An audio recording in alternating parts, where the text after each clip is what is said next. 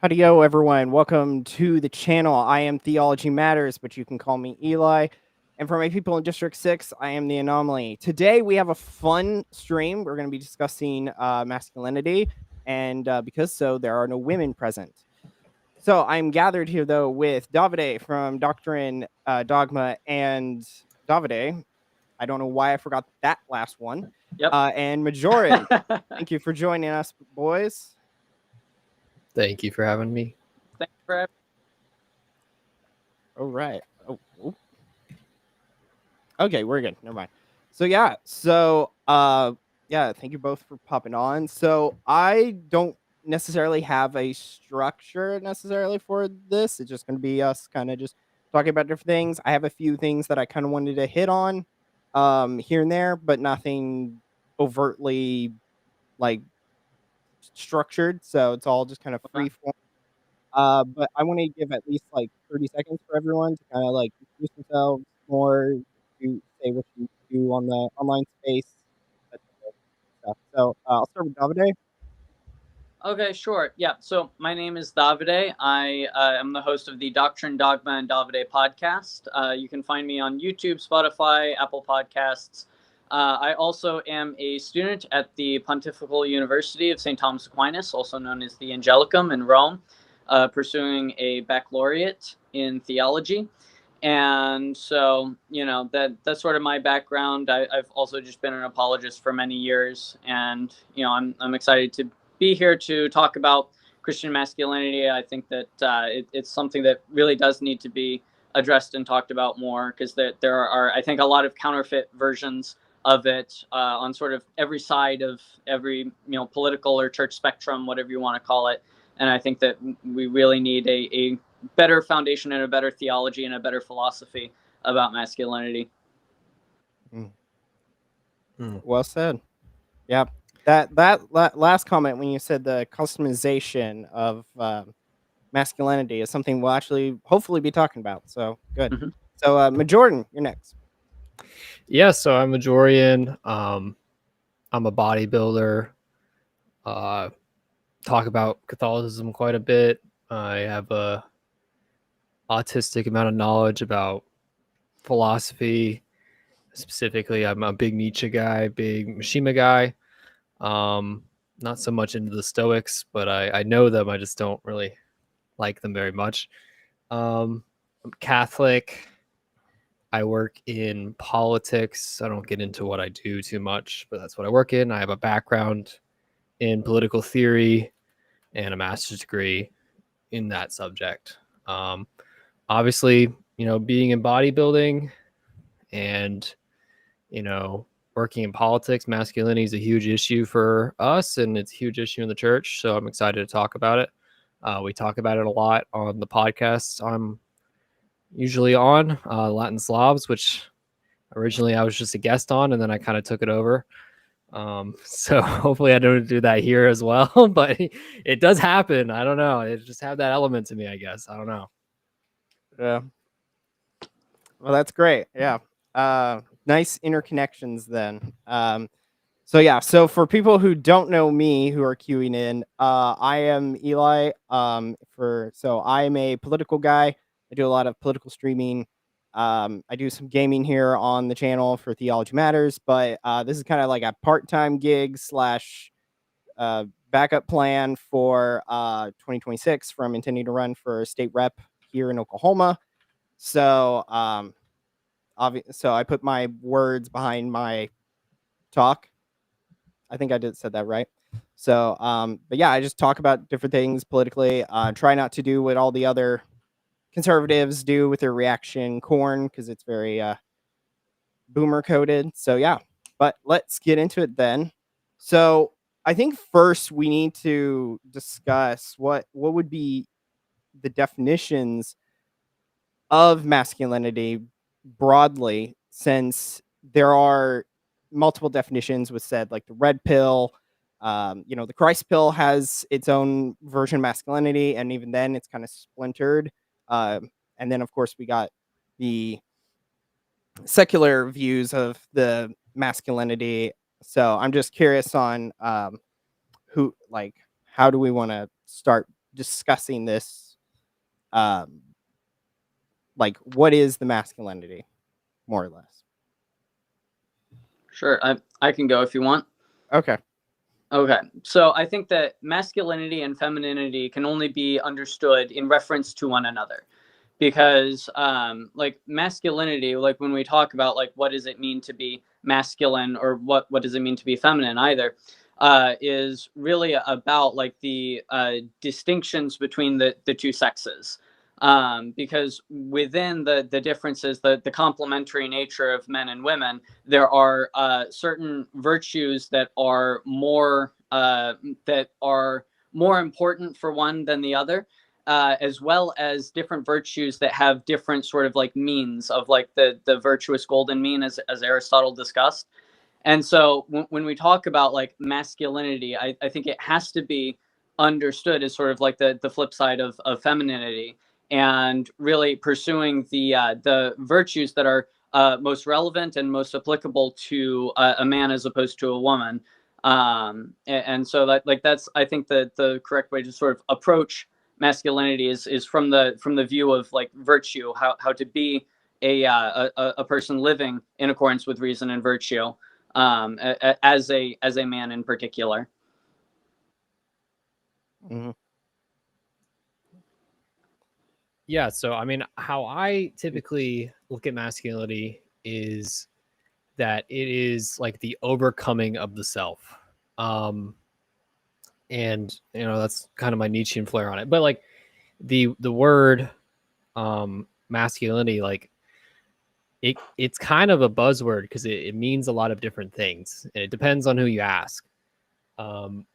Now, I think it's impossible to separate masculinity from virtue. I mean, the word in Latin, the word for man is vir, and virtus is virtue.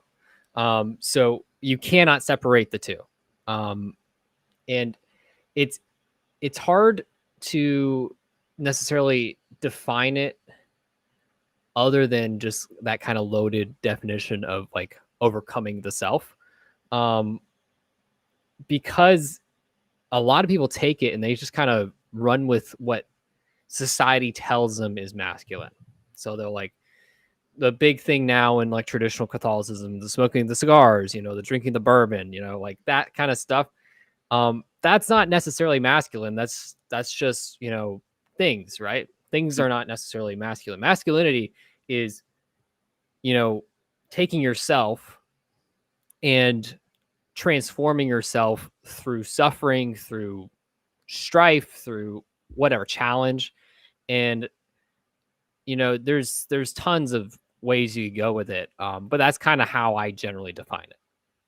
Mm-hmm. Yep.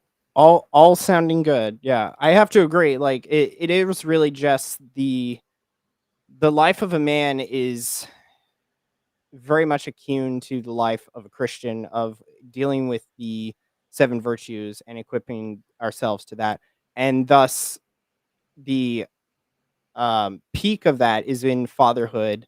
And of course, like I mean more probably in a layman terms of that, we all will create families, and thus we will create a the domestic church. But there is, of course, the 1% where we are focused on the church as clergymen. But I kind of want to keep most of this probably just centered towards the 99, if that's cool with everyone. But Yeah, because that's primarily everyone. So it's the ordinary vocation. yeah. Yeah. But yeah, but you were talking about Majorian, the smoking and the cigars. And so my question that I have to ask, because you say that, is like, is masculine, like I said earlier, like the costumization of masculinity. And so it is of that. Is certain behaviors, um does that really indicate masculinity, or is it nothing more than a facade? A case in example, especially since Majorian, you're into fitness, and you probably saw the thing with Joey Swole. It's like, is he masculine because of the muscles, or is there something else than that? Yeah, I mean, I think that's a great thing to bring up with Joey Swole. I think one can make a pretty compelling argument against steroid use just for the sole purpose that it takes away that challenge. You know, like people can take anabolic steroids, right? And they can outgrow someone who's like lifting perfectly optimal without even training. So it takes away this challenge. And the way, and you can get into chronology here, the way that people will sell all these supplements, they'll sell, vitamin D, they'll tell all these test boosters, Tonkat Ali, ashwagandha, whatever, and they'll sell it to increase your testosterone because, testosterone, that's the masculinity hormone, right? What's more effective than those supplements is doing something challenging because your body naturally secretes testosterone when you're doing something challenging. So I'm not saying you can't use any of those supplements, obviously, but like, if you're just sitting on the couch all day and you're supplementing the testosterone you should be getting from, I don't know, going out hunting, working a difficult job, something like that, and you're supplementing that with this outside source, it's not really the same thing. It's kind of just a LARP. And you see that with people like Joey Swole, where he has these, massive muscles. He's probably 280 pounds. But he's a little, not he's not a very masculine man. All right. He is subservient to the girlfriend that he's with. He's not willing to stand on his principles. He goes with whatever the mob will tell him to do. He has no virtue. And just because you look a certain way does not necessarily mean that you're masculine. But like there is something to be said about that as well. But yeah, I mean, Joey Swole, he's a good example of, what not to do. Um, I'll see a ton of guys and they'll get into the gym and they'll hop on anabolics, and they'll fall out of love with lifting like 3 years later and permanently mess up their hormones, be unable to have kids. So don't do that. Don't be Joey Swole. Stand on your principles. That's my TED Talk. Yeah. So I'm not familiar with like who Joey Swole is, but I can gather from context generally what he's about. And one thing that I have sort of noticed is that like, I think we're all old enough to remember the sort of period of like, that there was this overall antagonism within the culture towards masculinity in general, that masculinity is toxic, that like, we need to like, get rid of masculinity. And I think that what we're seeing more recently in reaction to that, because you can't eradicate masculinity. Masculinity is just a fact of life, whether you like it or not. It is what we're seeing now is a return not to sort of like Christian masculinity, but really a return to like pagan masculinity, where like, masculinity consists in like having the big muscles. And, you can say, I think there is something to be said that for like, the idea that a man should be strong. A man should be capable. He should be capable of protecting and providing for his family, and being able to be strong enough to do that is I think an element of that, and is one of the virtues of masculinity, is having that greater strength to carry those burdens of the family. But like the sort of like reduction of masculinity down to just being strong in a physical sense, or same thing with like the LARPing with like the cigars or the scotch, or like engaging with particular pleasures or pursuits that are common amongst men or that are seen as masculine, when they're actually disconnected from like what it actually means to be particularly a man. It's really a fleeing away from a disordered notion of like, masculinity is bad, we don't want masculinity, and towards this sort of like, almost pre-Christian idea of masculinity, where, to be masculine is to just be strong or even domineering or tyrannical. Mm-hmm.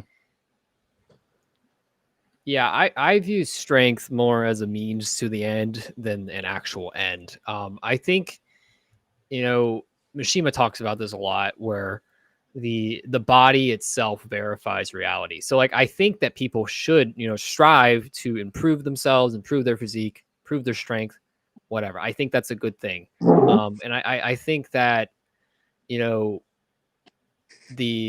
what people say about physiognomy, there's some truth to that sometimes. I will be completely honest. Like it definitely,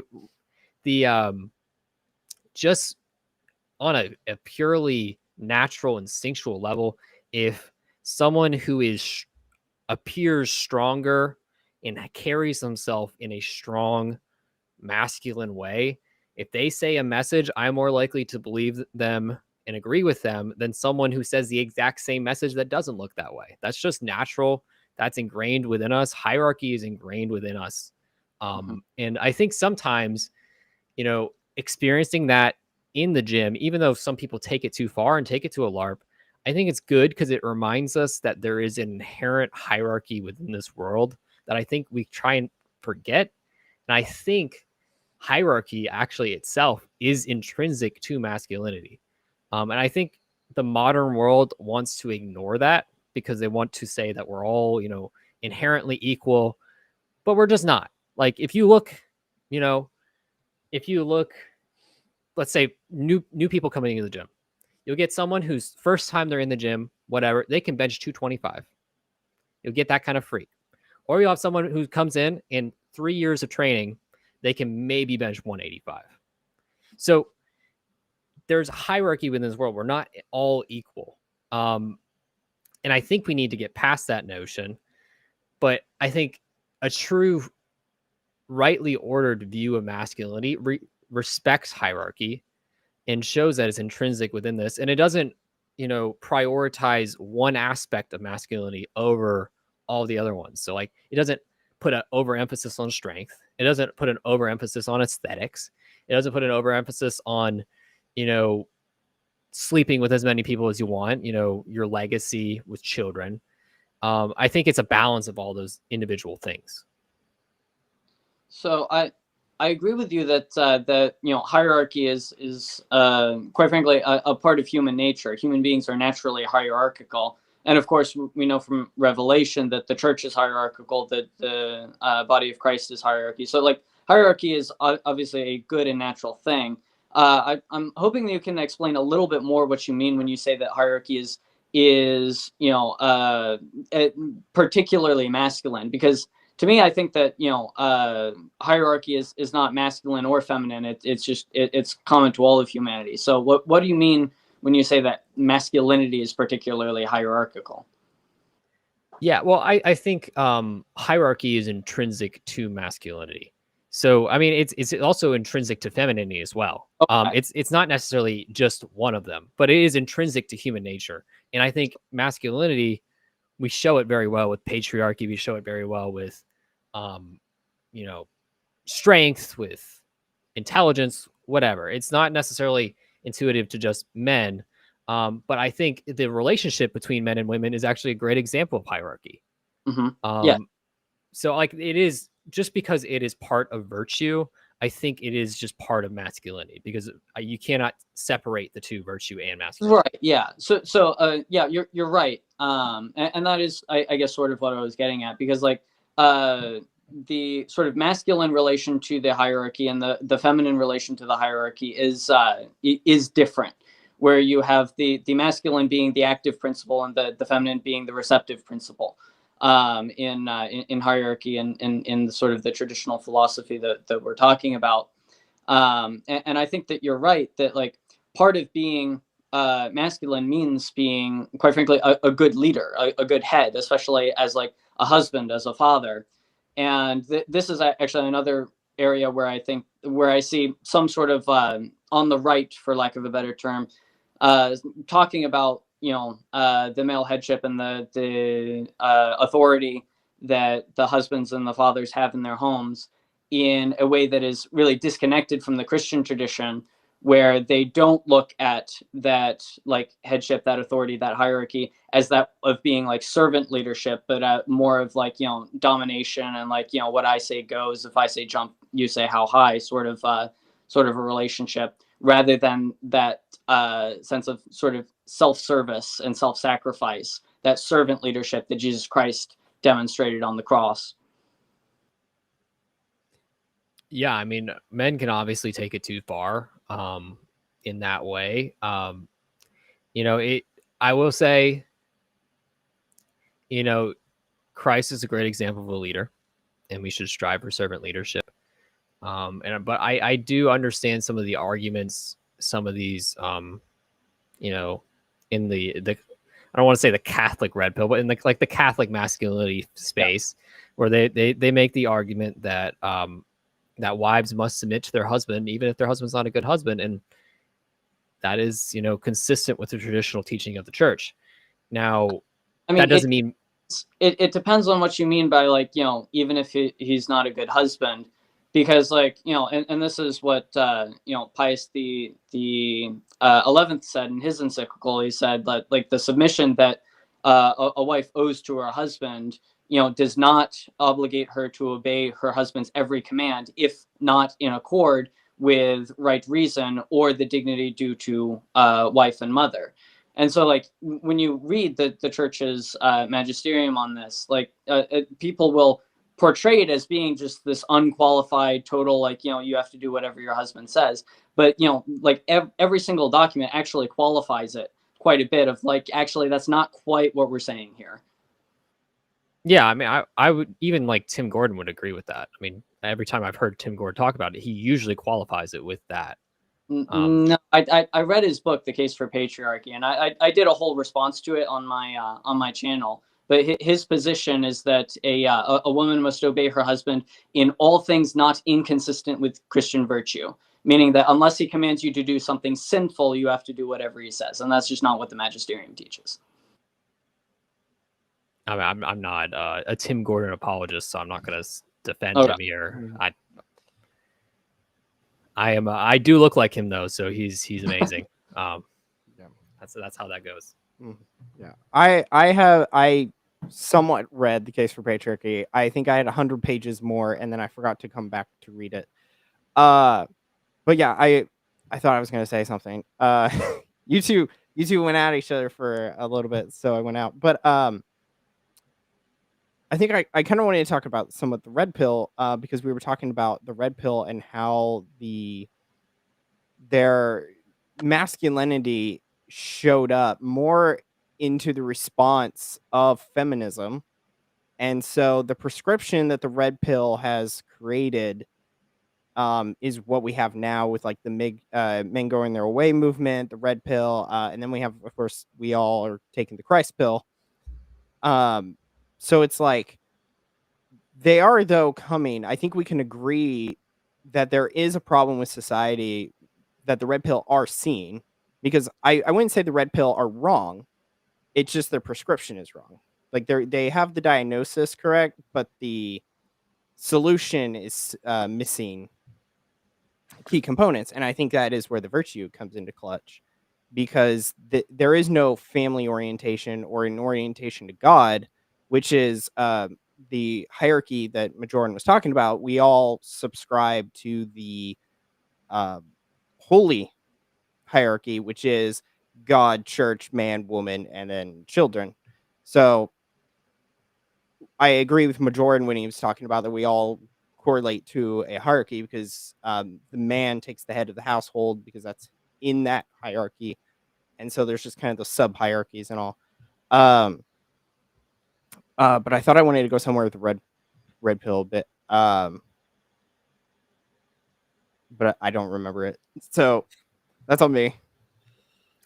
The red pill is it's right in the diagnosis that feminism has gone badly for the world. It's wrong in its prescription for these problems because it acts feminine, and I'm not saying feminine as in a good sort of feminine. I'm talking about a bad sort of feminine in its prescriptions. I mean, it basically turns men into feminists, and that's pretty gay. So you shouldn't do it. And the problem a lot with the Catholic response to the red pill is that they'll try and hand wave the problems that the red pill diagnosis away. And that just does not sit well with, like, you're basically telling guys not to believe their lying eyes. And like, Yeah. like we can obviously see that there's issues going on in this world, in the modern world with feminism. I mean, girls are going crazy right now, with, sexual promiscuity. It's a terrible, terrible time. It's a rough time to be a young man. And like, I empathize a lot with the MGTOW people, the incels, because like, I get it. It's hard out there. And, the problem I have with a lot of those movements is not necessarily, the feelings themselves, because I empathize with those, but it's more so, it's all black pilling. The red pill is a black pill. MGTOW is a black pill. The incel movement is also a black pill. And I just think black pilling is super gay. And I don't like it. And I think that, you're just surrendering to the world. And I'd rather go down, fighting, than surrender to the world. So I'm always about, fighting through everything, to be honest. Yeah, I mean, like the when we talk about sort of like the red pill, it is a little bit of an amorphous term, because like different people could mean different things by what is really the red pill. But like I think that you guys are right in the fact that they are raising like legitimate grievances, and they are identifying feminism as a prevailing source of those grievances. And I think that there is a lot of truth in that. At the same time, I think that sometimes there is a tendency to sort of throw the baby out with bathwater and say, well, everything that feminism, ever touched is fruit of the poisonous tree. And it's just like, well, that's not necessarily the case. It could be that, the feminist movement, which I believe was founded in false premises about like human nature and the relationship between men and women, I think that it still did lead to some positive consequences. But like my big thing with like the red pill sort of movement is that like one, I think that it actually is very effeminate. And I say that in the Thomistic sense of the term effeminacy, where what it means to be effeminate is to forego your obligations in order to pursue what is immediately pleasurable. And that, I think, is something that is very much encouraged by a lot of, especially the more secular wings of the red pill movement, where, well, the system is rigged against you, men. And so just go out, have fornicate as much as you can, never get married, never have a family, never shoulder any actual burdens, because it's not worth it. It's a bad deal for you. And it really rejects sort of like the traditional, again, the traditional masculine notions of like self-sacrifice and honor and carrying that burden for the sake of yourself, for the sake of your family, and for the sake of your God. And so I think that in many ways, the red pill sees the world in a very transactional sense of like, well, men shouldn't get married because marriage is a bad deal for men. When marriage is not a deal, marriage is a sacred covenant that, a man and woman make before God. Yeah. Well, because they only see it because we are dealing with secular people, more or less, because the red pill is more or less a secular movement. So it is nothing more than a piece of paper, as they say. And so with that, it is just a business contract. But when you were saying effeminate, it is effeminate though, because what Majorian was saying with gay, because most of these guys are not fathering children because their boys are going into a piece of rubber, which is which is just Gay. a break of the marital a break of the marital act. But it's like when we talk about divorce, like I always think it's funny because I hear these people like Myron from the Fresh and Fit talk about Other than the fact that he says sleep with 50 different people and then marry a virgin, which just mathematically makes my head hurt. Yeah. But they talk about, well, don't get married because it's a loser's game. But yet these are the same people that have left divorce on the table with the reasoning of incompatibility still.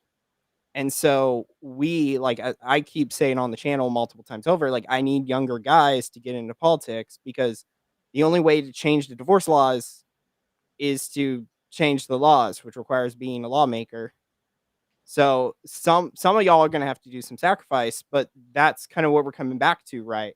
Is that the red pill doesn't necessarily do sacrifice comparatively to the Christ pill, because what is easy, the world does, but what is hard, a lot of the more faithful followers of the truth, and that being, of course, the truth that God exists, and it's in the Catholic Church and a bunch of other etc. that I'll skip. Yeah, I mean, the easiest way to lose a game is to not play. Yep. Like if you don't actually participate in the game, you are surrendering the game to other people. And you know, some of these men, like, they don't shoot all their seed into rubbers, you know, like they certainly have children, they just refuse to actually act as a father to them, which is disgusting. But like many of them just, I mean, that's the whole MGTOW movement, is refusing to play in the game. And I just thoroughly reject that. I think if God gave you a will and you are to exercise that will, if you don't, feel free to not. I mean, I guess you're allowed to do that. You're allowed to not use your free will and be a sheep. And it's ironic because, you know, the red pill people will say, well, if you're going wrong with the mainstream narrative, you're part of the sheep, you're part of the matrix, you know. But they are just living in their own little matrix where their ultimate pursuit of desire is a pursuit of, it's a pathway towards hell. And that's where they're all going to go if they don't repent. And sometimes they'll use the trappings of Christianity or Islam or whatever they perceive as, you know, masculine. But for them, it's all about aesthetics. You'll notice they'll all have the cigars. They'll all drink whatever liquor is available. They'll use, you know, Christianity or Islam as kind of a skin suit instead of an actual calling to virtue, because I guess they think it makes them look more masculine. But like someone who's actually involved in that tradition can be like, yeah, you know, he's not a Christian. And it doesn't ring true. It seems inauthentic, in the same sense where I can see someone, one of those, you know, Catholic feminist girls, kind of go on her little soapbox talking about, you know, how terrible men are and how we should have female, you know, deacons or priests or whatever. And it also rings inauthentic. It's just two sides of the exact same coin. And they'll both use, you know, trappings or whatever aesthetic they think is most pleasing to get support. And we just need to call it out as we see it. When, as you know, Eli says, you know, if you want your culture to change, it's not just going to change on its own. It's the same thing in bodybuilding. Like guys will, you know, I see this a lot actually with women more than guys, but it goes through with guys as well. They'll want their body to change. They'll want to look differently, but they won't do any of the things they need to do to look differently. They just like wish they would wake up one day and they're, you know, 15 pounds lighter, but you won't. Like, that's not how the world works. You have to actually exercise your will, get up, you know, put down the fork and go to the gym. It's not that hard. And it's, you know, it's a common issue. And you see this with anything. Like this is, you know, people, you know, lending out their will to other actions, you know, trying not to exercise their will. That's huge in any aspect of life. You see it in dating. You see guys who, you know, are complaining that they can't get a girlfriend. No girl's not approaching them, blah, blah, blah. how many of those guys are just waiting for a girl to come to them, waiting for the perfect girl to come to them? How many of them are afraid to act because they're afraid that a girl's going to call them creepy or whatever? It's huge. It's a huge issue because they're just using excuses to enable their own inaction. And I am just fundamentally opposed to that on every level. Mhm. Yeah, what you said about sort of like using sort of like traditional religion as a skin suit, it actually reminds me a lot of C.S. Lewis's Screw Tape Letters, where he's talking to Wormwood about how, like, find out whether he's more likely to become a pacifist or a patriot. It doesn't matter which one, but like we need to make him start to see, his pacifism or his patriotism as a part of his religion, and then slowly by degrees you make him see it as the most important part of his religion, and he starts to value his religion not primarily for its truth or for its relationship to the divine, but for the excellent arguments it affords for pacifism or patriotism. And I think that you're seeing a lot of that happen now, both in politics, in the red pill, like essentially just sort of appealing to sort of these a very superficial understanding of these ancient religions in order to try to like justify what they already believed in the first place. Mhm.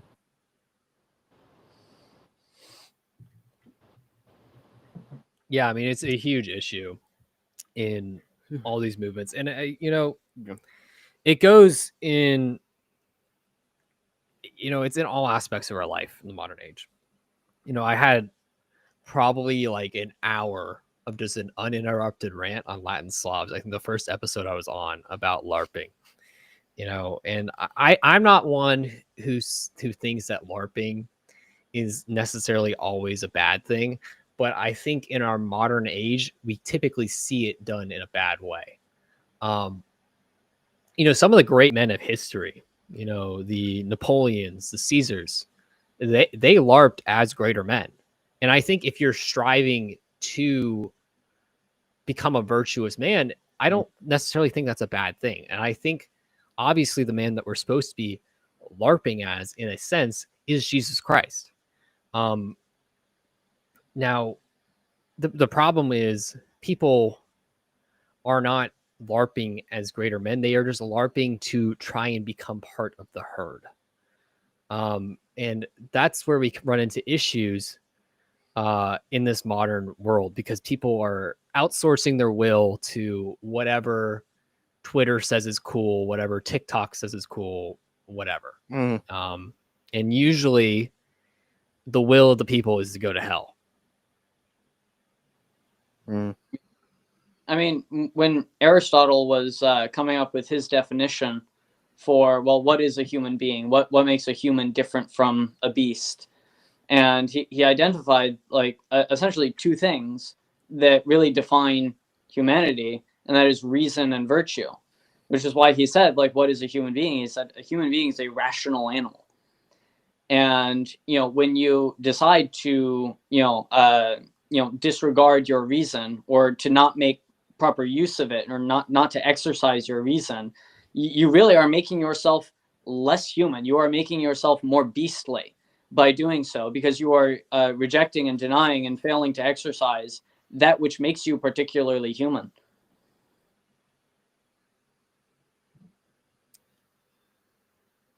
Yeah. Gosh, what was the point? I had it,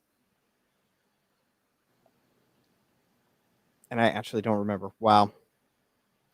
Okay. Anyways, but yeah, let's see. But yeah, we were talking about but like I agree with yeah, why is it kicking in after I say I don't remember it? Yeah, but we were talking about even in like the trad Catholic world, because like I did a stream a couple weeks ago, and I was watching a video from Avoiding Babylon, and I like Avoiding Babylon. I tune in here and there. I'm not so much of a follower, but it was very interesting because um Anthony and Rob both said basically that it doesn't matter how many people we get in the system politically, but we're doomed. And I just, I have to say that's a lie, because then what's the point of me running for office? What's the point of us trying to make the world better, or just even striving for sainthood, if we're just always going to end up corrupted, which is how we are. Our concupiscence sends us towards corruption. Like, we have to actively choose to be Christ-like, not because if we given the choice between good and evil, we have chosen evil more times than we want to.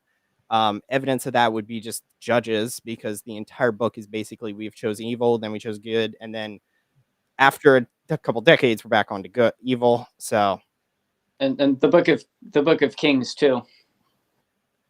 Is it? Oh, yeah. That one of my that one's rough.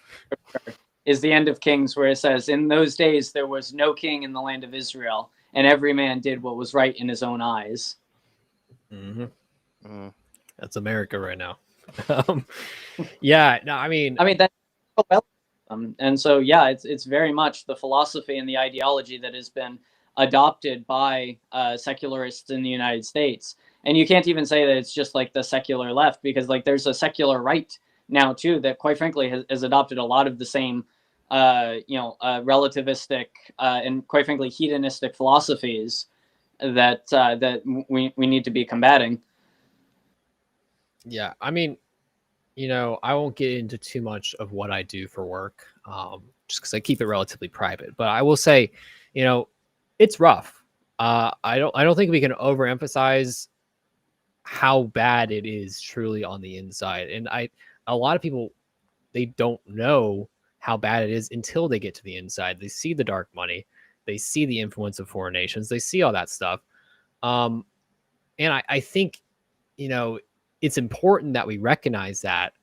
However, I would not, completely surrender that. And that's just my temperament. I'm just stubborn. I'm just a fighter. I'm going to keep fighting. But I think you can continue the fight. And I think we need to fight for what we believe in and what we want this nation and this world to look like. I'm not going to ever be a doomer, just because it's just not. I've been through that. I survived my early 20s. I'm done with that. Doomer pill is gone. But like, I totally understand the that diagnosis. And I get where Anthony and Rob are coming from. I also think it's probably somewhat of a temperament thing. I'm friends with both of them, so like, I get it. That's just kind of how they are. They're always a little bit of doomer, but that's just part of being like older.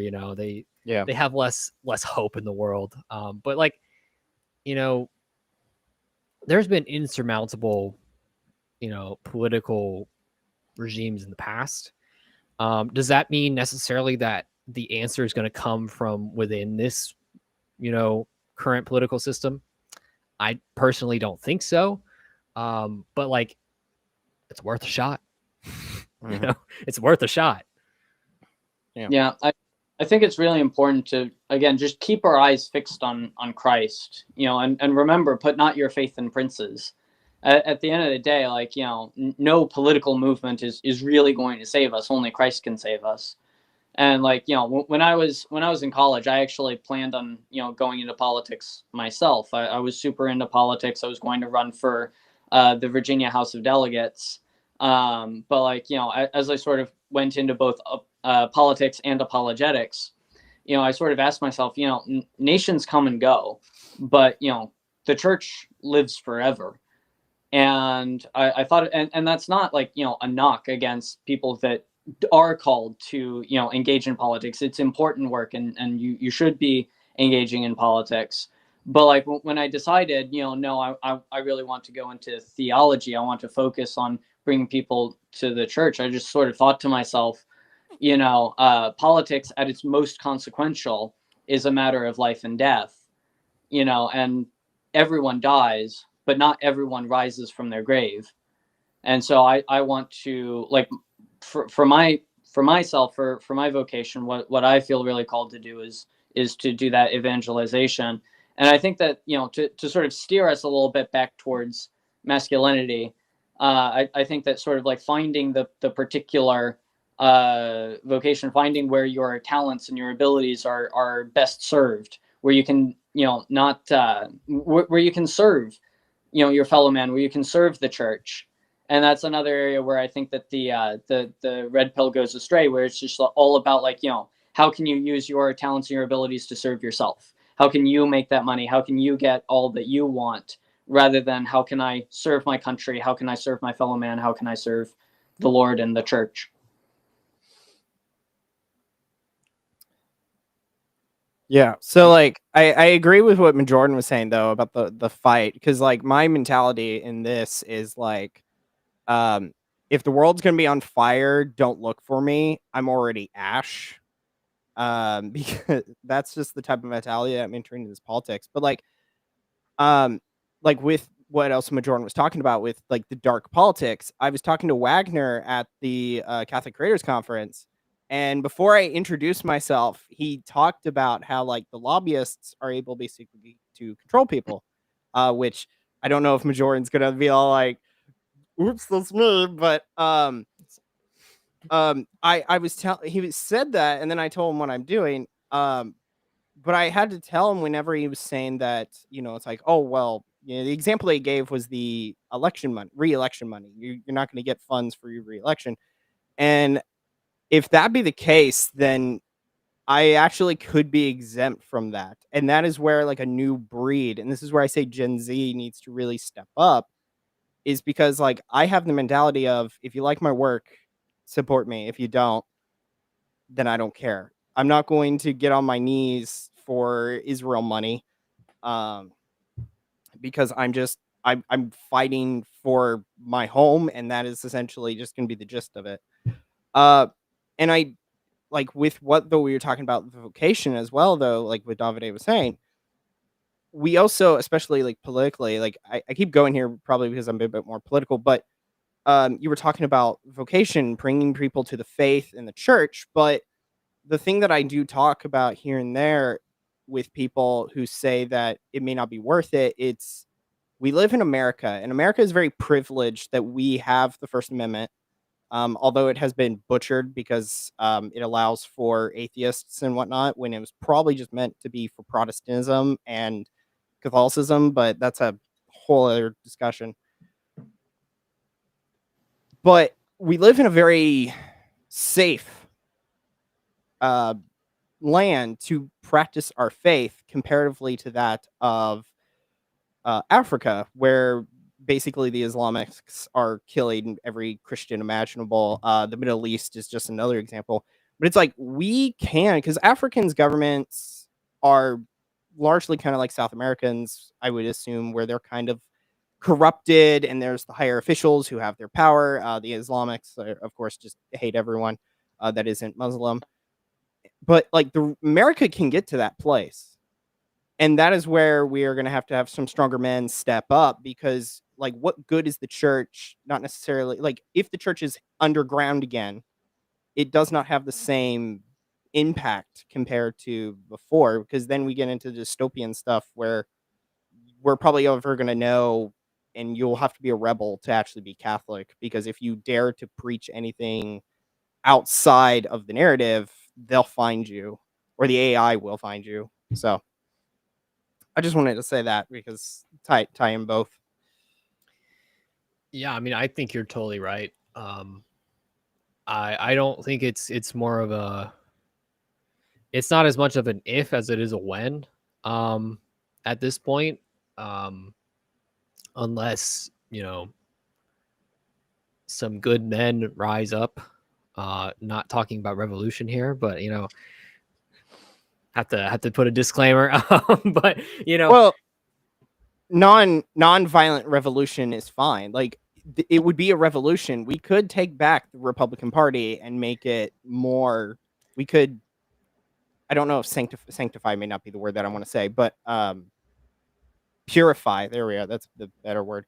Purify it to be in lines with the church's social teaching and just the faith of God entirely. And that's going to be a fight, but again, as Majorian said, it's like, if we don't fight, we lose, which is one thing I said as well on a few streams here and there. Yeah, I think the problem a lot of people have is they think too much. I think it's part of the French Revolution kind of infecting our modern world, but they think too much about popular revolts, popular revolutions as the mechanism to achieve power, political power. And I think a more helpful and more accurate understanding is the elites is where power lies, and it's where power has always lied. And if you want to change the the political outlook of a country, you need to change the elites of the country. And that means building up your own counter elite. That means infiltrating institutions. America lost the culture because the leftists slowly infiltrated, politically conservative or Christian institutions and started to try and change them slowly from within. And the way America is going to be saved is the same way. You need to infiltrate these institutions and take them over from within. And if you cannot take them over from within, you need to create counter institutions for that. Now, it's hard to do that because people, especially in our modern age, we don't play the long game. It's always about the next 4 years, or even if you're in a state House of Representatives, it's the next 2 years. Your Congress is the next 2 years, and it's way too quick. You can't play that macro evolutionary, macro political game. But that's really the game that needs to be played, and that's why conservatives typically lose, is because we don't have necessarily a vision. We're getting totally away from masculinity here. I'm going off. We don't necessarily have a vision for the future of a country, more so as we are trying to look at the left and say stop. But we need to have a vision, because if you don't have a vision, you are just playing in the left's paradigm. You need to have your own paradigm. And we have a historical vision that we could use, but we refuse to use it. We're still living in the modernist game that we're playing. Yeah, I mean, it's a whole mess on so many levels. But yeah, but to get us kind of back, that system that we would need, a large part of it is going to be the patriarchy then. And from that, then every man and woman having their proper role in that. And so it's like, with the kind of a question that I had here was like, are there not enough leading men, or are there too many girl bosses stopping men from achieving their potential? I'm not sure what you mean by that. What do you mean girl bosses stopping men from achieving their potential? Well, is there not enough brave men being masculine, stepping up, or is it that too many women are feminists and that So they? I think that I think that there is a problem as far as like masculinity, and like I try to avoid the word patriarchy just because it's loaded, and there are ordered and disordered forms of patriarchy that we could talk about, and obviously we're talking about like a rightly ordered patriarchy, and like sort of the especially within the families and within the church, but like I think that as far as like men being masculine and taking up sort of their role of responsibility within the family and within society, I think that it is predominantly a problem of men not understanding what real leadership looks like, not understanding what real headship looks like, because I think that most people have completely bought into this sort of like hedonistic notion of like your happiness and your worth comes from avoiding pain and pursuing pleasure. and that's not going to make anyone happy. That's not how you build up a society. That's not how you raise a family. And so I think that there is a huge problem of men not understanding and not taking up that leadership role. As far as like the girl bosses, I think that it is correct that the sort of like feminist notion that one, the role of men and women in the home and in the workplace is or at least ought to be interchangeable is false. I at the same time reject the notion that like women can't have careers or be in the workplace. I don't think that that's accurate either.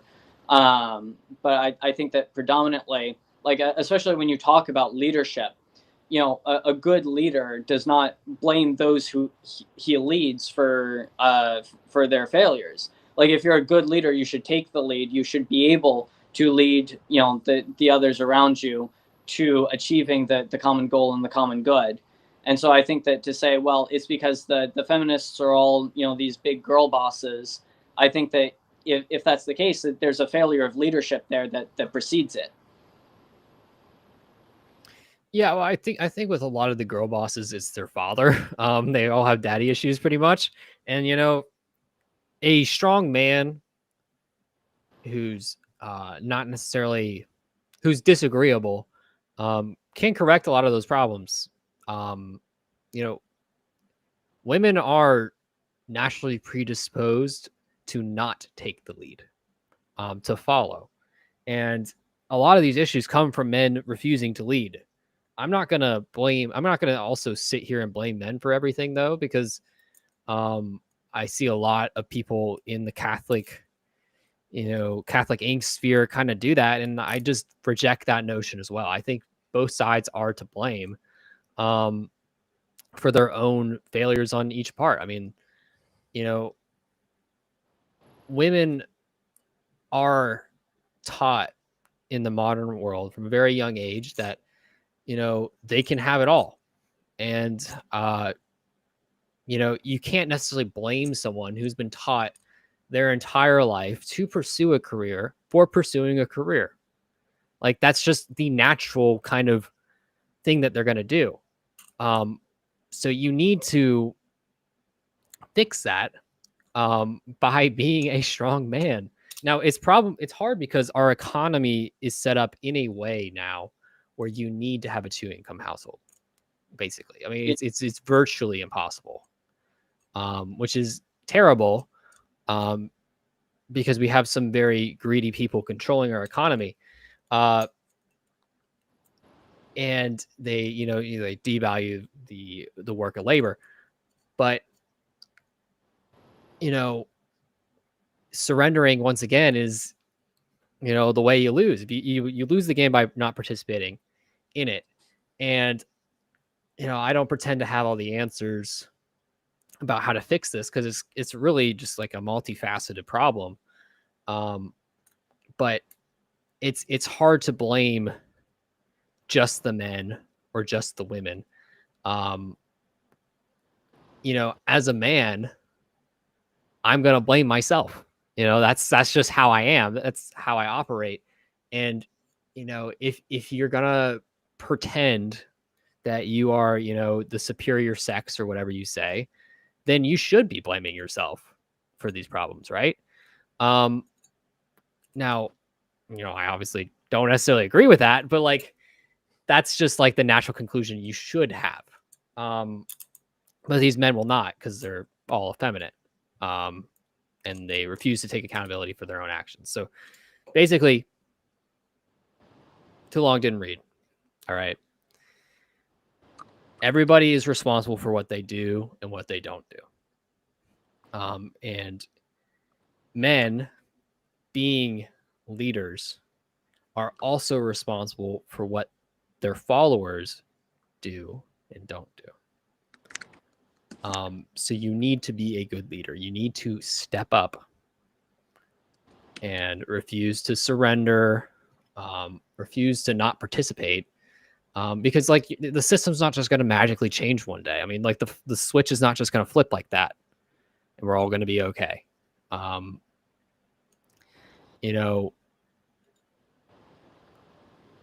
God has control in a lot of these things, but he uses man as his instrument for his will. So be a good instrument.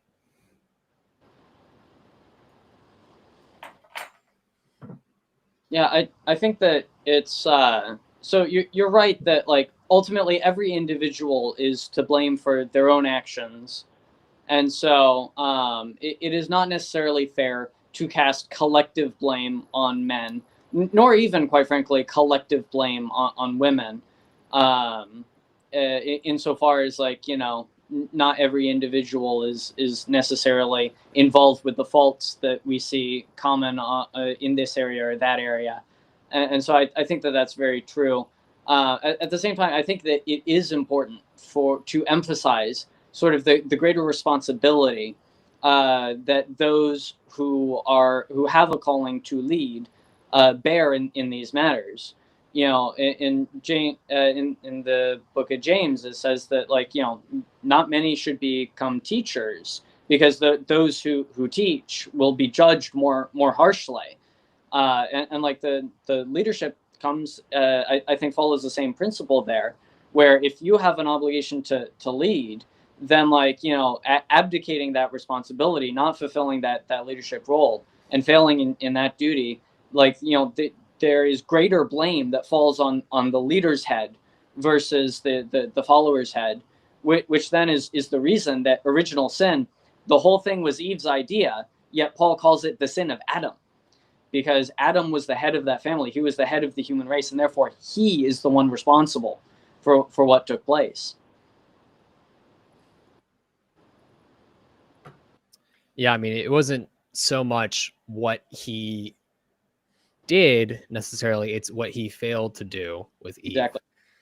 Yeah, and I think people kind of miss that point, but I think it's a very important point that you just made.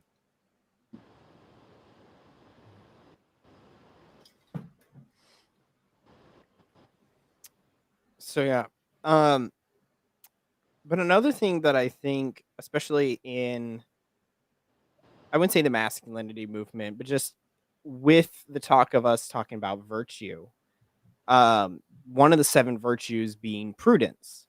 And prudence is because I've said some things that obviously are a bit off the script per se. And then somebody will say, well, was that prudent? And of course, I'm going to say yes, because I thought it was relevant.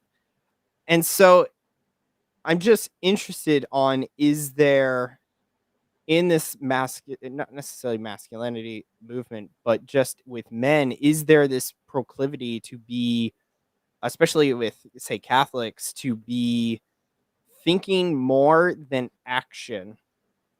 And our prudence has gotten in the way of us actually doing anything. So what you're hitting at is actually a complete misunderstanding of the virtue of prudence. So the virtue of prudence has to do with applying what you know to be true to individual circumstances. And so, prudence, far from being this a sort of virtue of restraint, it's a virtue of action, actually. And so, the way prudence manifests itself, like we of course know, say that abortion is intrinsically evil. The virtue of prudence is answers the question of okay, how best do we combat the evil of abortion? We can pray outside of abortion centers, we can fund pro-life pregnancy resource centers, we can pursue legislation, but prudence might dictate that going in and destroying every abortion center with our own 2 hands maybe not is not the most prudent way to combat the evil of abortion. So prudence, in a certain sense, it can be constrained in the sense that you would avoid pursuing the good in a way that produces more evil than the good that you're attempting to pursue. But predominantly, it is an active virtue that asks the question, how do I pursue the good in this instance, not how do I avoid this or that discomfort. Yeah, it's kind of like I want to say Aquinas also talks about this with bravery, where, too much bravery without prudence, you have recklessness. And then too much of the other way, you get cowardice. So obviously there's a, I don't want to say golden mean, because obviously there's a logical fallacy involved there, but like there's a middle realm there where, you have rightly ordered courage. And it's the same with prudence. You have to, think about your actions before you act, but that doesn't mean you just don't act. It's, I've been just on a big kick about, people not acting, because I think one of the most pervasive sins of this modern age that no one talks about, because they'll talk about pornography or they'll talk about abortion or something like that, which, not saying those are bad things, but apathy is huge and no one talks about it. People just refuse to act. They refuse to think about God. They just think, Jesus loves me, Jesus saves me, I'm going to be okay. It's the God of, salvation with it's no give and take involved there. It's all just give from God. And, it's a huge issue. And you cannot have a rightly ordered understanding of masculinity while, protecting that apathy. Death to apathy. I'm so against apathy. It was my biggest struggle in my young adulthood, and I'm so over it. We're done with it. It's over. Yeah, be hot or be cold, but do not be lukewarm. It actually reminds me of this analogy that I read, that there's this great book for for discerning the diocesan priesthood called "To Save 1,000 Souls," and in it he talks about like the process of discernment, but the same could be true for really any pursuit in life. Is he says God cannot drive a parked car. Like you have to act, you have to move, and then allow God to guide you in your actions and in your motion. God does not just act without our cooperation. He does not force his will on us. We actually have to participate in it and cooperate with it. And part of that cooperation means exercising the virtue of prudence, of like discerning what is right in this individual circumstance, what is right at this time, how is the best way to pursue the good right now and in this circumstance. And it also is just sort of like, again, like we can go to all four of the cardinal virtues. It's the fortitude of holding to your convictions and your principles as you confront evil, and as well temperance and what's I'm blanking on the fourth one. Prudence and justice, yes. And so like pursuing that justice, that temperance, like restraining your appetites, and just and standing firm to what you believe to be true.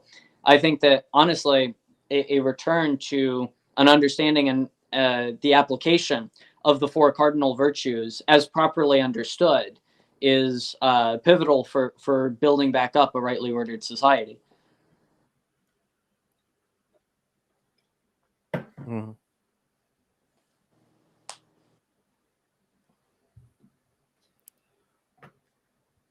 Yeah, I mean, I totally agree with that. I think, there's so many, you look across, America, the Western world, even, the entire world.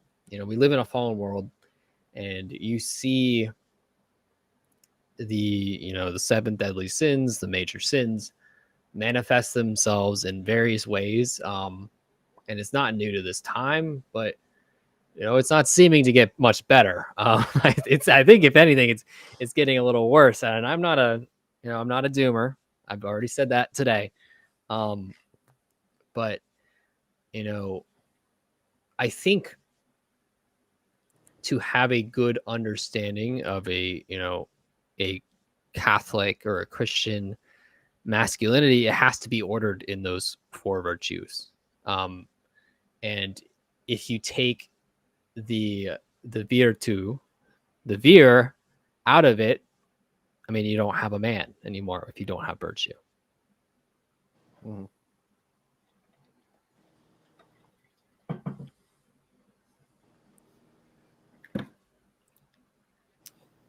Okay. Well, I don't have anything really else on my thing. I only did a few that I could think of. Um, but yeah, everyone was saying some good things. I don't know if anyone has anything that they want to share. I know Majorian said he was going to cook on Twitter, so I don't know if he cooked enough. But I think I cooked a decent amount. You know, it's hard sometimes because, you know, some days I just come in and I'm like, I have like, you know, 16 pages of notes that I like autistically laid out, and I'm just ready to like go. And some days I just come in and I you know, have nothing planned and I just kind of riff off the cuff. And typically when I riff off the cuff, it is significantly better because when I'm go, it's just I'm like Ben Shapiro mouth and I'm just going super fast. But I think usually when I'm off the cuff, I'm a little bit more. Yeah, I know Black Monk wants me to go schizo right now. Can't do it. No schizo tonight. I'll save the schizo for tomorrow, which is fun. Is we talked about masculinity today because tomorrow on Latin Slobs we will be with Mike Pantile. So that should be an interesting conversation. I'm very excited for that one. Yeah, I don't really have a lot to add. I mean, I feel like I've kind of said my piece. I think that masculinity is very important, but I think that there are a lot of counterfeit forms, as I said at the beginning. And I think that, you know, it's really important because, like, I think that we got a little bit sidetracked by politics towards the middle there. And, like, you know, sorry about that. No, it's fine. It's fine. I know that you guys are sort of more political than I am, whereas I try to stay out of the more political stuff, except insofar as it directly corresponds to matters of faith, just because I think that is more so my calling and my vocation. But like I guess I would just kind of share why politics doesn't really disturb or distress me. You know, I wouldn't say that I'm like white pilled or black pilled or any sort of thing. It's like, you know, I try to stay politically informed and I can have political discussions and stuff. But at the end of the day, to me, like, you know, yes, we should, you know, do our best to save the country and to, you know, protect our rights as Christians, to, you know, pursue the good in politics, to promote the full human flourishing of the entire political community. But at the end of the day, you know, Christ has already won. And so all I need to do is align myself with Christ in my life, and you know that I don't really have to worry about the rest, because then even in the worst case scenario, you know, let's say I face persecution and I'm killed for my faith, I go straight to heaven, man. You know, like Pretty good deal. Once you are aligned with Christ, then you don't really have to worry about anything else. And so I really just like, obviously, like, you know, I hope for the best. I want what's best for my country, and you know, I vote. I am civically engaged, but you know, I'm just not all that concerned. I'm not worried about it because at the end of the day, I have Christ, and no one can take him from me. Yeah, like that's how we should all be. Although you say that I don't really care about the political system. Based on my stats of voter turnout for an average Oklahoman, 3 out of 4 Oklahomans would agree with you. Wow. So You should yeah. vote. We Catholics do have an obligation to be civically engaged and to participate in the civic life, especially those of us who live in a republic. Well, it's your civic duty, Mm-hmm. and duty being the noun of that. But it actually, because of speaking of duty, I I don't know how much we really want to go into marital duty, because I talk about marital. I don't like saying marital duty because it has too much of a, I wouldn't say negative connotation to it, because when some traditionalists have made it seem a bit more radical. Are you about to go schizo? but I No, call I it would marital, never. or you can, I'm okay. But like I call it marital, instead of marital, or I call it marital duty. Sorry, marital debt is what it's called. I call it marital duty though, because it's not like you're not owed it, but you are and not at the same time. Like debt just has that connotation of it. But Yeah. anyways, The way I like to express it is, as a general rule, a husband and a wife should not deny any sort of intimacy to one another. And I think that it is common for women to women to be less interested in, say, like physical intimacy. And so like it's commonly brought up as far as like women should be physically intimate with their husbands. But I think that there's also a common tendency for men to deny their wives emotional intimacy, and I think that that's wrong as well. I think that there has to be again that loving communion of husband and wife, and no type of intimacy, be it physical, emotional, or spiritual, should be denied the other. And if there is, like, quite frankly, if that becomes a problem, there's probably something deeper that needs to be resolved there. Like if there's a huge problem with being emotionally intimate with one another, there's a deeper problem that needs to be addressed. And quite frankly, if there's a huge problem with being physically intimate with one another, there's probably a deeper problem that needs to be addressed. And so I think that sort of approaching it not in terms of like, well, you owe me this. A woman saying you are obligated to share your day, your feelings, your thoughts, your emotions with me, or a man saying you are obligated to share your body and your sexuality with me. There's an element of truth to that, in that husband and wife do pledge themselves completely to one another, but there has to be that focus, I think, not on what am I entitled to, but like what is the obstacle that we need to overcome here so that we can come together as husband and wife as we are supposed to be. mm-hmm. Yeah, I mean, you absolutely cooked. I'm like, I don't have much to add there. I mean, just y'all sleep with each other, make a bunch of Catholic babies. You need to get that birth rate up. Or That's basically all I got. Yeah. Yeah. Well, it's like when Davide, when you were saying though that women should not hide themselves from their men and men should not hide their heart from their woman. I think though that we do have to, there is a balance, because there is the Latina stereotype for reasons. You Roy, don't give me the head cock of now. So, but anyways, because there is limits to, I would say, because like a man does not. I'm saying this as a single guy, to be fair, but maybe he doesn't need it every night necessarily, because there is a relative.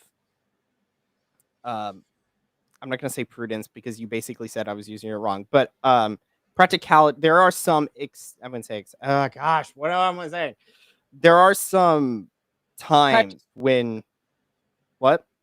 There are practical realities. Yeah, there are some practical times when it is not needed, and the same with the spiritual, where, or the emotional, where sometimes it's literally, honey, chill out. You're just being a Latina. That's just the simplest answers to that. So I'm not sure if that approach. I think exercising a little more of the virtue of patience might be a better approach. Because like even if we assume that she is just being, in your words, a crazy Latina, and again, my girlfriend is Latina and she's watching right now, so I can only imagine what she's going to say after the podcast is over. But even if is being the crazy Latina, telling her that probably isn't going to yield the result that we're looking for, and having a little bit more of a sympathetic, empathetic, and a patient approach to the insanity might be better, both for the tranquility of the marriage, as well as, quite frankly, making her feel like she's not being disregarded, and that she feels heard and appreciated and loved. Mm-hmm. Yeah, I mean, Said like a good gringo. Yeah, be a good gringo. No, I mean, we talked about Latinas last episode of Latin Slavs, so that's actually kind of funny y'all brought it up. I said that some of these guys, haven't had that experience with a girl. They need some lore, so they need to date like a goth chick or a Latina just to have some lore, have some experience, go through that heartbreak, whatever. But anyways, we love Latinas, all right, we're okay with that. But I think a lot of women just want to feel wanted by their husband, and they want to feel protected by their husband, and they want to feel like their husband, is like there for them emotionally, not just there for them physically, like there for them, like protecting them physically, but also protecting their emotional, their heart. And like, it's not that bad. I mean, like, just listen to them. Some girls are a little bit crazy. Some guys are a little bit crazy. It's just kind of how the world works. Yeah, women absolutely need to be heard, and they also, like, they very deeply crave to be, like, accompanied. I remember seeing this this one, like, reel or TikTok or whatever it was. It was a short video of a woman talking about how she went to her husband and she said, like, I'm so overwhelmed at home. I've got so much to do. Like, if you could just take one chore off of my plate, if you could just handle the sweeping, if you could just do the sweeping, take that off of my plate, it would make my life so much easier. And he said, yes, of course. And a couple weeks later, a Roomba shows up at the house to take care of the sweeping. And she was upset. And a bunch of people were just like, well, he did exactly what you asked him to do. He took that off of your plate. Why are you upset? And the reason why is because she wasn't actually like genuinely overworked. It's not that she had too much to do. The thing was, she felt like she was doing it alone. What she wanted was not a lighter cross. What she wanted was somebody to help carry the heavier one. She didn't want to feel alone. And I think this sort of like recognizing that that really feminine desire to be accompanied and supported is actually, like, kind of important. Yeah, I think you shouldn't just like disregard that desire. I think women, like, number one way to turn a woman off, is just completely disregard their feelings. I mean, and I think men can typically handle that kind of emotional rejection a little bit better. I think we're kind of taught that a little bit from a young age, but like women, they don't handle that as well. I'm not gonna lie though, I probably would the Roomba thing. I probably would have done that. I mean, that's just me. I'm a problem solver. That's just how I am. Men are much more direct, and so when we hear, oh, the problem is, you can't do the sweeping anymore, I'll figure out a way to take the sweeping off your hands, because men are much more mission oriented. And this is also one of the reasons that I think that women do need to have more patience with men as far as how men process and think about these things, because like, women will talk about, oh, that's like weaponized incompetence because the man thinks about things differently. It's just like, no, we're just approaching the problem differently. And so I think there needs to be more grace, sort of from men and from women, in appreciating sort of like the difference in how we approach these problems, as well as valuing each other's contributions in how we approach these problems too. I think that's very important. And I'll tell this one story of a friend of mine who was she was hired by a parish to give a presentation on the dignity of the vocation of women to a bunch of the women of this parish, and because the women of these parish were openly heretical, that they were demanding things like women's ordination, and like women need to be given direct authority and power within the church. And she kept trying to present the sort of like the church's positive vision of femininity, according to St. John Paul, basing her teachings mostly on St. John Paul II, who is like no radical traditionalist on this point. and the women just were not willing to hear any of it. They didn't want to hear what this old Polish man had to say. And she halfway through she was praying in adoration. She was just like, Lord, what am I here? Like they're not willing to listen to me. They're completely committed to their heretical beliefs. I'm not going to change anybody's mind. And she felt the Holy Spirit tell her, well, just listen to them. And so, for the next session, she turned off her PowerPoint and she told the women, just tell me your stories. And, so some of the women had stories of like genuine abuse and, had like actually suffered at the hands of men who had misused their authority and things like that. And then like after she sort of like listened and like really heard their stories, they started to ask, well, what was it that John Paul II said again? What was it that the church said? And after, like once she had like properly like listened and actually heard out their concerns, they actually walked away from that presentation like having abandoned their heresies. And so like I think it's a really good illustration and example of the fact that women, like especially as we talk about like submission and obedience and things, no woman will stand to be disrespected. Like every woman needs to be respected and treated as an equal partner. And only once that sort of like respect is earned, then there is sort of like this natural sort of submission that takes place, where you have a good leader and a good man leading the woman who is also his equal partner, because like there is both equality and hierarchy in the marriage. And so you have like the feminists who say, well, we know that marriage is an equal partnership of the spouses, so it can't be hierarchical. And then you have sort of like the radical traditionalists who say, well, we know that marriage is hierarchical, so it can't be equal. And I say a plague on both your houses. Like you can have a hierarchy of two equals, just as we have in the very Trinity, where you have Jesus submitting himself to the Father and the Father having authority and headship over the Son. But you can't on that account say that one is not equal to the other. And the two form a union of love so profound that a third person proceeds forth from the union of the lovers, just as husband and wife are united in a love so profound that a third person proceeds forth from the union of their love. Dude, you're just cooking, man. Like tying that into the Trinity, my mind was just like, whoa. I'm too much of a bodybuilder for this. I'm not a Thomist, I'm not a theologian. But yeah, just as a practical tip for men when you're dealing with a woman, that you're dating or you're engaged to, or who's your wife, all right?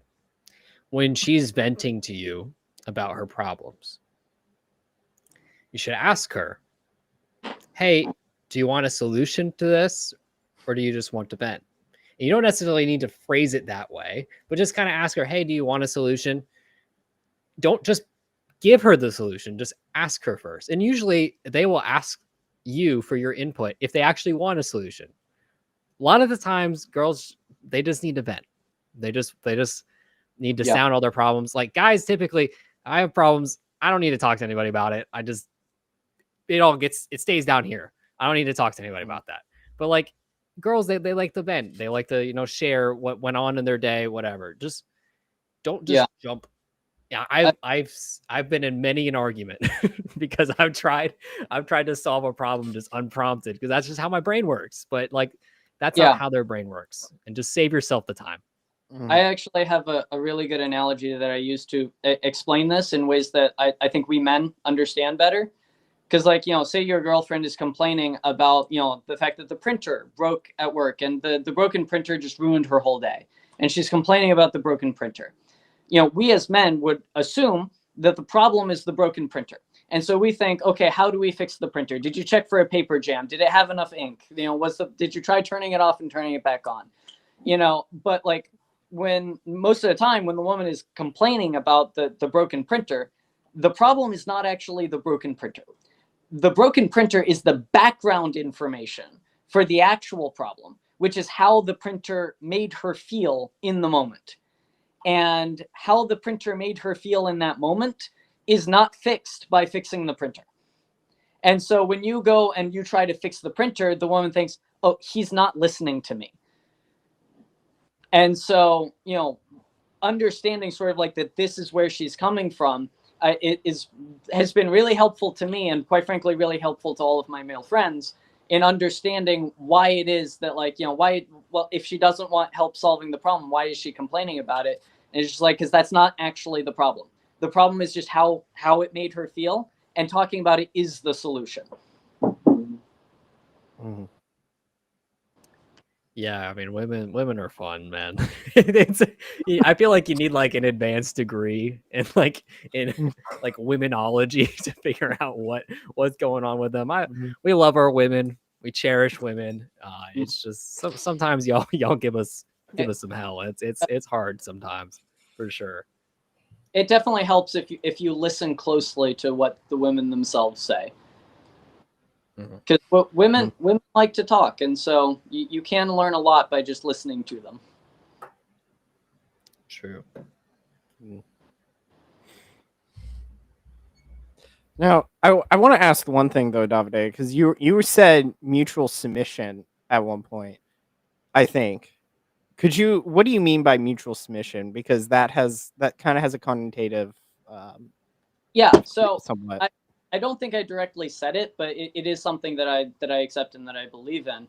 It is a mutual submission in different senses. So the manner of a woman's submission to her husband is not the same as a man's submission to his wife. They submit in different senses of the term. And this is bolstered actually in one of the preceding verses of Ephesians 5 is submit to one another as to Christ. And then wives submit to your husbands, and husbands love your wives. And the way I understand that, especially consistent with Pope John Paul II's teachings on this subject, is that the manner in which a woman submits to the man is a submission in obedience and being the receptive party to the hierarchy, and the manner of a man's submission to his wife is a submission of service. Again, it's that servant leadership of the first shall be last and the last shall be first. And so the man submits himself to the wife in many ways, the way, let's say the Pope has a calling to submit himself in service to us as his sons of the church. And so that is the submission in a sense, in the sense of servant leadership, versus submission in the sense of like obedience to the husband. Which again, when I say obedience, I don't mean it in the sense of like absolute unquestioning obedience. You know, again, I like when I say that women have an obligation of obedience to their husbands, I like it is qualified, and I did a whole episode explaining my views on that. I just don't want to be taken out of context. Yeah. Well, like I think I agree with what you're saying, because like I've heard mutual submission be like that we submit to each other, but in a weird way. I'm blanking now, kind of what I meant for it, but like from what you're saying, I kind of would translate it to we both submit to the hierarchy that is there, and so we both have the roles, which is then from there. But like with what I know we mentioned Gordon once, but it's like how the relationship kind of goes. At least for me, I don't know if I'll be differing, because I think this is still the same, but it's more in lines of like a head coach. I know, or Gordon says like captain and first mate. Ice would put to the NFL. So it's the head coach being the man, and then the defensive coordinator for the woman, and specifying defense for reasons. And so it's like the head coach, aka the man, has the power, but the defensive coordinator is there to assist in other manners that he has delegated to her, but they each correspond and work for the owner, which is God, more or less. Yeah, I would I would object to the analogy a little bit. Like one, the natural role of wife and mother is not simply one of carrying out those tasks delegated to her. She has natural rights and obligations within the marriage, and as the mother of the children.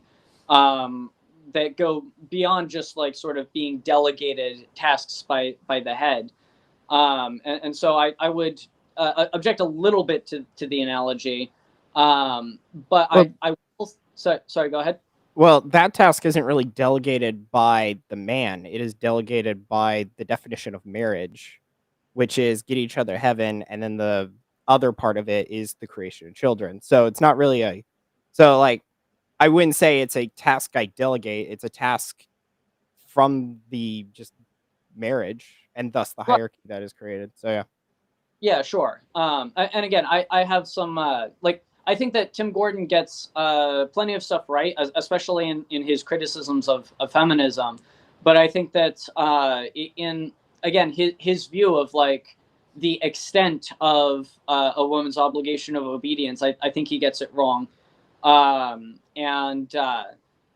I think that I think he's also wrong on the morality of a wife not being allowed to work outside of the home. I think that's incorrect. And I again, I have a whole video where I go through his like I quote his book directly and respond with texts from the Magisterium. But the way I would explain it, especially as far as sort of like that mutual submission, where Ephesians says submit to one another as to Christ. You can't have like a mutual submission in the same sense. You can't both submit at the same time and in the same way to one another. That's just a contradiction. And so, in order to make sense of Ephesians 5, you have to postulate a submission in different senses, because it does say that there is a submit to one another as to Christ.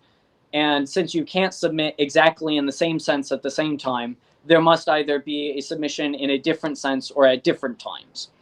And so my assertion is that within sort of like that mutual submission is that the man's submission is a submission of self-sacrifice and service, whereas the woman's submission is a submission of obedience. And both are ultimately submissive towards the ultimate authority, which is God. There are various intervening authorities that interact, in this matter, and different authorities have different scopes and different circumstances, and it does get a little bit complicated once you get into the weeds. But in broad strokes, yes, like the husband and wife are have an obligation first both to God, but within the context of the marriage itself. Even if we talk about just a natural marriage that is not sacramental, you still have a natural leadership role by the husband, in which he submits himself in service, and the woman's natural submissive role, where she submits herself in obedience.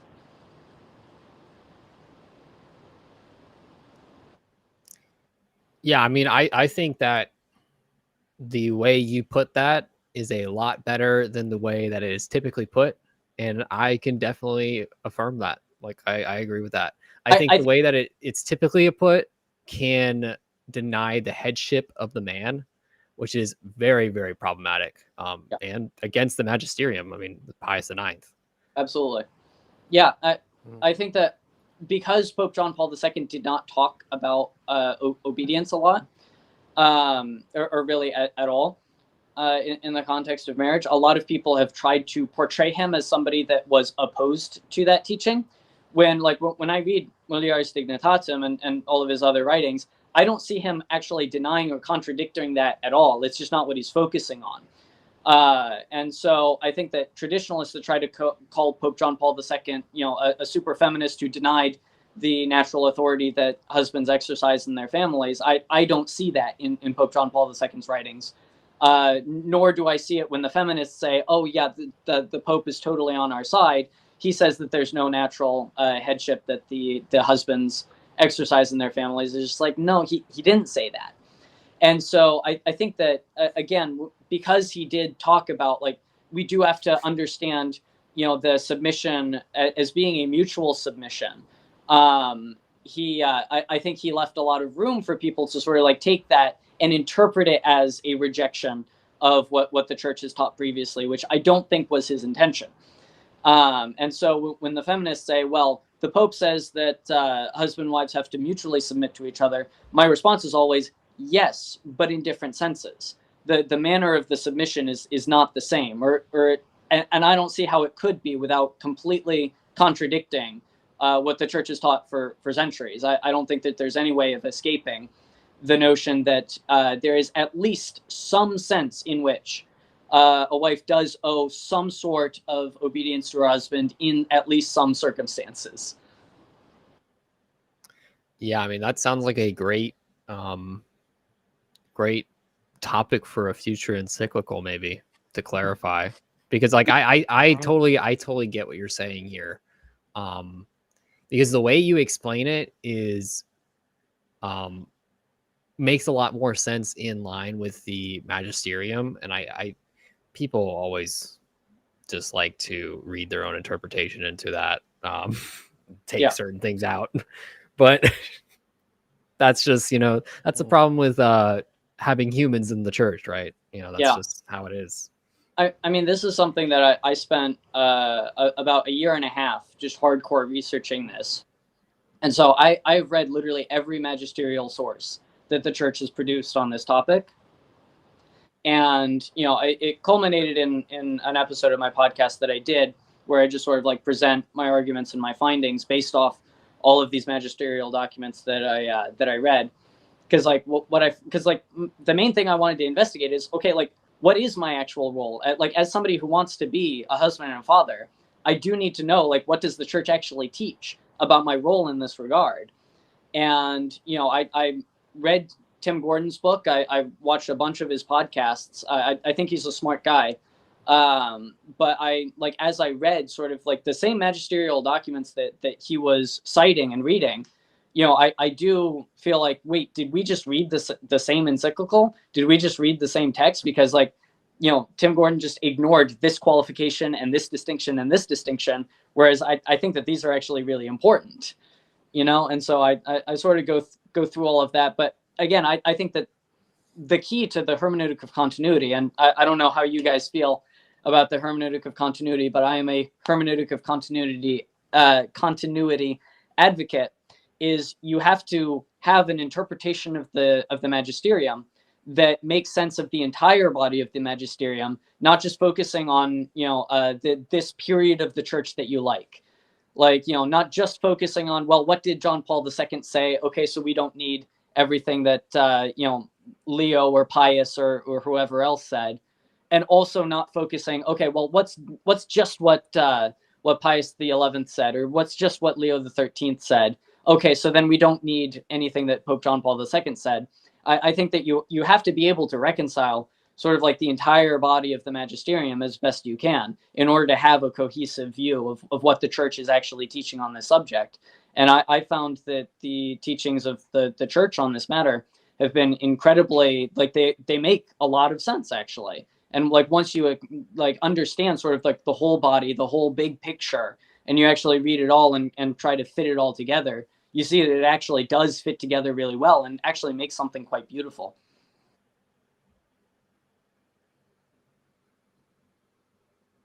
I need to read some more church documents, I think.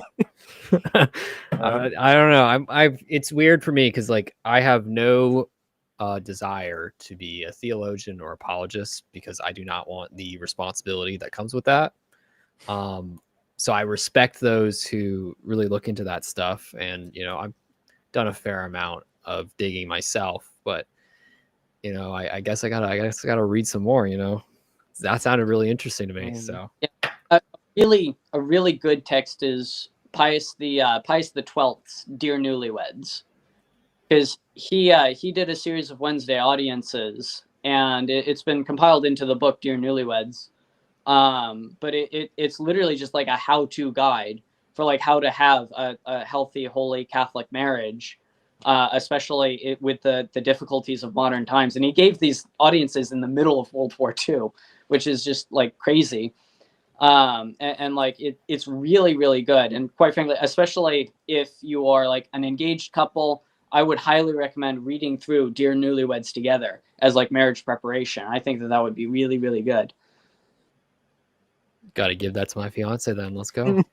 Oh, I know you were engaged. Congratulations. Thank you.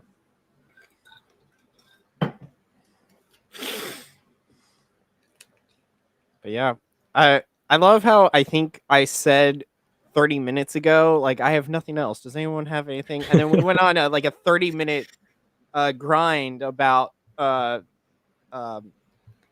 hierarchy or the submission. So, but yeah, again, I don't have anything else. So but I know we're coming up to 2 hours, so I don't know if you guys are on the East Coast too, so you guys technically only have 2 hours before the next day shows up. So, and it's Sunday. So, but yeah, but unless anyone has anything else that just needs to come out.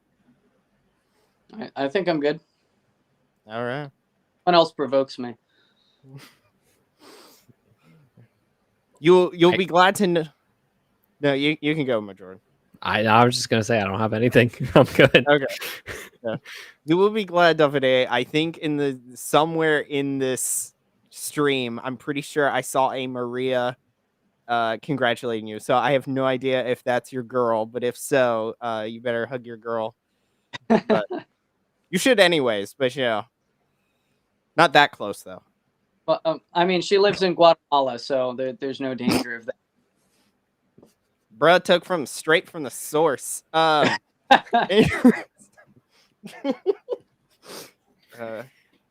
She doesn't get any green cards now. Oh gosh, anyways. Live in Italy, it's fine. Yeah. But anyways, well, if that be it, this was a very fun and I feel like engaging conversation. So I'd like to thank Davide for popping on, and Majorian, thank you for answering the DM and not throwing me into the waste bin. So yeah, but anyways, that'll do us for today. So Davide is YouTube is down below, the channel link, Doctrine, Dogma, and Davide, and then Majorian, your Twitter is there down below as well, where you'll hear even more based comments. And yeah, I'm a little unhinged. And then we're all unhinged in some manner. It's the curse of Gen Z. We're all a bit kooky. But yeah. But other than that, I think that's it. I'm trying to think. I'm going through the traditional YouTube slock, and I'm not thinking of anything. Like the video, subscribe. Yeah. You're put catching your me post notifications on. I got y'all. Yeah, you say that, but I would be more like, go follow these two guys. They're good. If you like the channel, Theology Matters, please hit that big red button. It says subscribe on it. Please hit that. If you're on the other places, you get the gist. Please give it a thumbs up. If you're gonna give it a thumbs down, please write a comment. At least tell me why. Please not. I'm living in a basement because there's a window right over here. So it's an attic. Please be correct. But other than that, I'm going to say goodnight to Majorian and Davide and the rest of the online sphere. I will be back Thursday for a takedown of Vivek Ramaswamy because, of course, I have to. So, yeah. Anyways, good night, stream.